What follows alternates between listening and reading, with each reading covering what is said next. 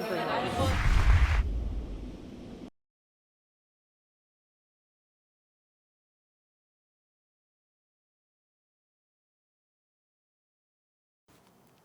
everyone, my name is Maria and I'm a doctoral student in economics, and today I will tell you a bit about my research. I study international trade, and if you're already bored when you hear the word trade, I want you to look around.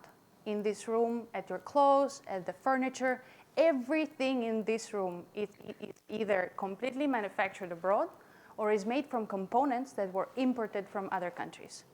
So for example, this sweater was imported from Bangladesh. These jeans were made in Spain, but were made from a fabric that was imported from the United States.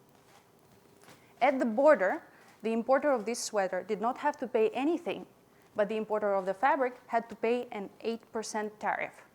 This is because of the origin of the goods, and because Spain has a free trade agreement with Bangladesh, but not with the United States.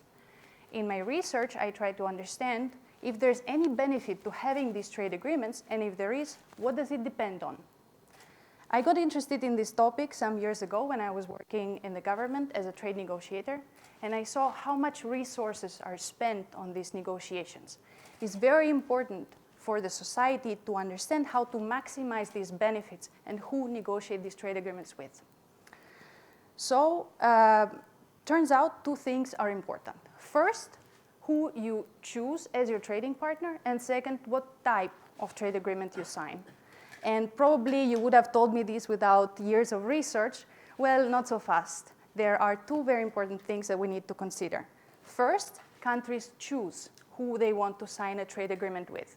And it is very hard to understand if they trade a lot because they have a trade agreement, or they sign a trade agreement because they already trade a lot and they want to make their trade easier. In my research, I use an algorithm that helps me to deal with this problem, and it groups countries that are very, very similar on different characteristics, and then some of them sign trade agreements and some don't. The second thing is that these trade agreements are very different, and they take hundreds, sometimes thousands of pages of legal text, and it's almost impossible for a normal person to read and understand all of this, and I really hope that there are no lawyers here. But the computer can do this. So what I do is I take millions of pages of text and I feed them to a computer and test this computer to try to understand what are the important features of these trade agreements, and then categorize them and try to understand which features matter for which countries. And so these are very important issues. You might remember massive protests in Spain and in other countries about chlorine chicken, GMO foods, hormone meat.